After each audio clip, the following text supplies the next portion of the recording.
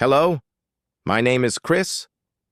I am a ghost talking to you from the wreckage of my own life. I need you to understand that the pain of betrayal is not the sound of a crash. It is the slow, agonizing silence that follows when you realize that every single memory you cherish is a lie. If you're looking for a simple story about a cheating wife, click away. This is about psychological warfare, about the calculated destruction of a soul, and about the sheer, monstrous hubris of two people who thought they knew what was best for me. Settle in. This is going to take a while. I have to start at the height of our existence. Kate and I were builders. We didn't just build a business, we built a fortress. It was a fortress of success, financial stability, and shared dreams. We were the couple that had everything figured out. Our professional success was just a reflection of our deep, unwavering personal bond. We were the proof that hard work and total trust led to happiness. And Alex was the watchman on the highest turret. Our friendship wasn't ordinary, it was mythic. We were the kind of friends who had a decade's worth of inside jokes that could stop a conversation cold. I trusted Alex with my life, literally. I made him the executor of my will, the emergency contact, the third voice in any major decision. If Kate was the architect of my emotional life, Alex was the engineer of my moral compass. I used to tell people, if Kate and Alex tell me to jump, I ask how high. That's how much I trust their judgment. That statement is now the cruelest irony of my life. Our undoing, the fault line in our perfect world, was the inability to have children. It wasn't just a physical hurdle, it was a crisis of faith. We spent 2 years in that medical maze, and the verdict on my side was definitive, quietly delivered, but absolutely crushing. I couldn't accept it. I felt diminished, defective. I became obsessed with my work, throwing success at the emotional black hole, trying to fill it. Kate, meanwhile, was sinking into a quiet, desperate martyrdom. She saw my pain, she saw my denial, and in her mind, she began to conceive of a solution that was terrifyingly rational. She found her co-conspirator in Alex, who was, at the time, completely shattered by his own financial collapse. He was raw, vulnerable, and looking for a lifeline, a sense of meaning. I gave them every opportunity. I told Kate to take care of him. I encouraged their long, late-night talks on the deck while I was just finishing this proposal. I was the absent, self-absorbed fool who handed the two most important people in his life a blank canvas and said, "Go create something to make up for my failure." I did not just trust them. I invited their intimacy.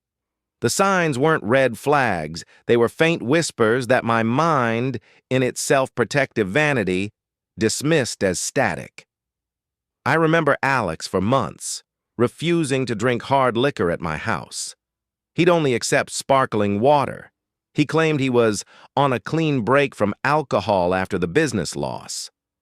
But now I know.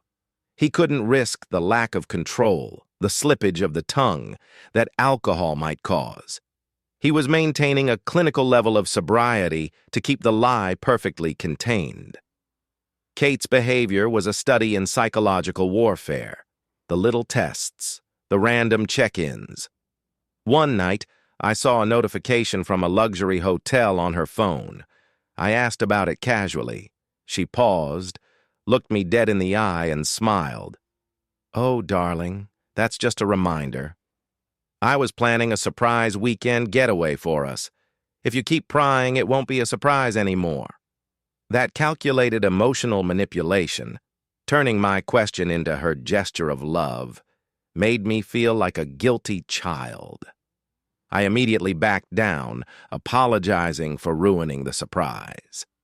The realization that she was practicing her lies on me, using my own desire for her love as her tool, is a searing pain I can't shake. The sunglasses, the coffee receipts, the passwords, they were not just clues, they were breadcrumbs of arrogance. They were so confident in my blindness, in my love for them, that they became sloppy, leaving pieces of the truth where I could almost see them. They were performing a secret life in plain sight. The moment at the bar, seeing the text from Kay about the cabin and the secret meeting, was the moment the floor disappeared. That message wasn't just proof of an affair, it was proof of an established routine. It showed a shared history, a quiet comfort that had usurped the place of our marriage. I sat between them, two polished professionals, effortlessly maintaining their facade, and I felt an unbearable nausea. I went home that night and stared at myself in the mirror, asking, how long have I been the fool? How much of my life is fiction? I realized that for every happy memory I treasured, every anniversary, every promotion, they had a secret, hidden counter-memory of their own. The drive to the cabin was a spiritual death march. When I finally broke down that door, the sight of them together wasn't shocking. It was merely the final confirmation of a death I had already anticipated. But I wasn't prepared for the sheer theatricality of their defense. My initial rage quickly turned into a cold, journalistic demand for truth. When Alex calmly stated the affair had been over for 18 months, my mind seized. I looked at Kate's tear-stained face, and I saw a strange combination of fear and relief. Relief that the biggest secret, the physical one, was now dated, manageable. I started to wonder if I was wrong, if I could compartmentalize this old news. Then came the second and third blows, delivered in agonizing succession. Kate's quiet confession of the pregnancy, followed by Alex's brutal possessive declaration, "The baby is mine." It was a coincidence, but I am the biological father. I didn't react physically. I simply sat down. I felt like a scientist observing an experiment gone horrifically wrong. I demanded the whole truth, the full clinical breakdown of their motivation. And they gave it to me. The act of love was revealed. Kate's desire to fulfill my dream, combined with the brutal logic that my own body had failed me. They viewed their act not as cheating, but as resource allocation. Kate said, with chilling sincerity, "I just wanted to make sure the baby was from a good source. Someone you admired, someone who was close to you." Alex echoed this perverse nobility. "I saw you suffering, Chris. You were my brother. I felt like I was giving you the greatest gift a man could give another, the chance to be a father." They were utterly convinced of their moral superiority. They believed their intent, my happiness, justified any means necessary. They were not remorseful lovers.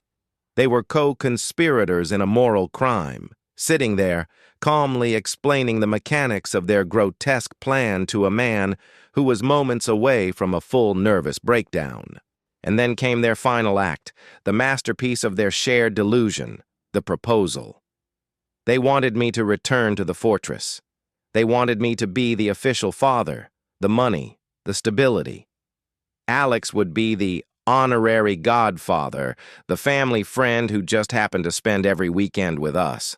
They offered me the entire package, the child, the home, the career, all built on their lie.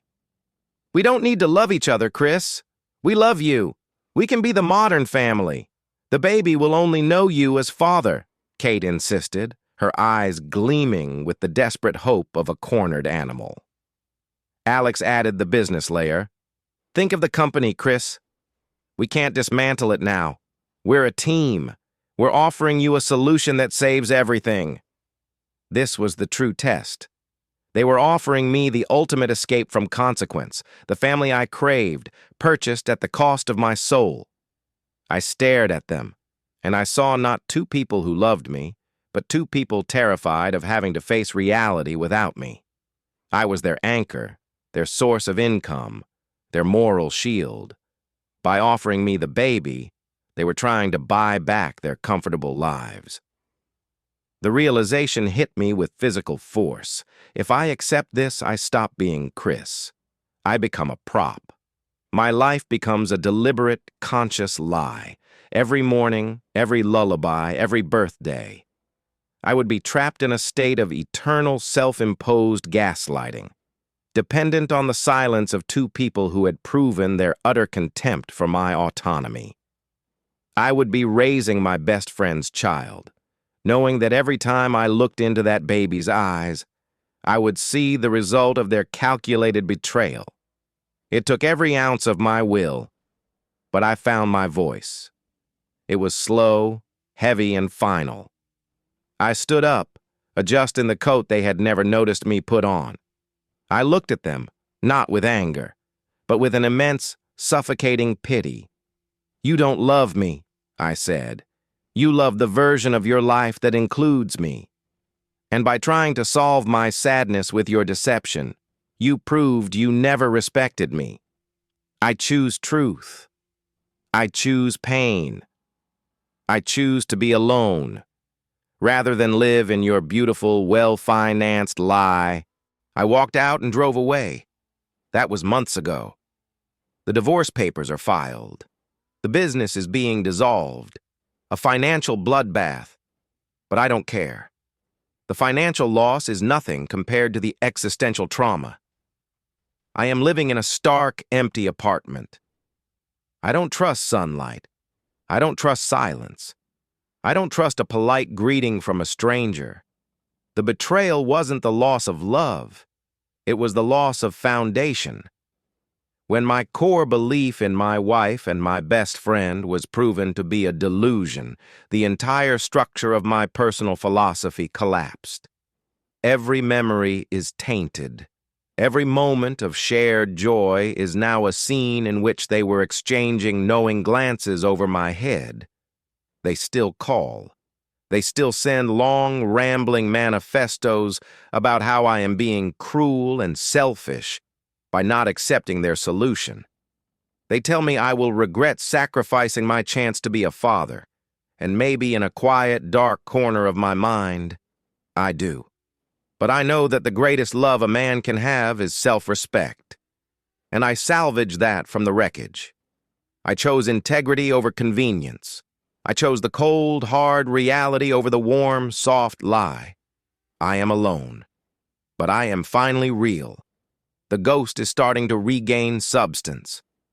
If you have ever felt this depth of structural betrayal, where the intent was a moral assault on your personhood, please, I beg you, use the comments below to share your experience.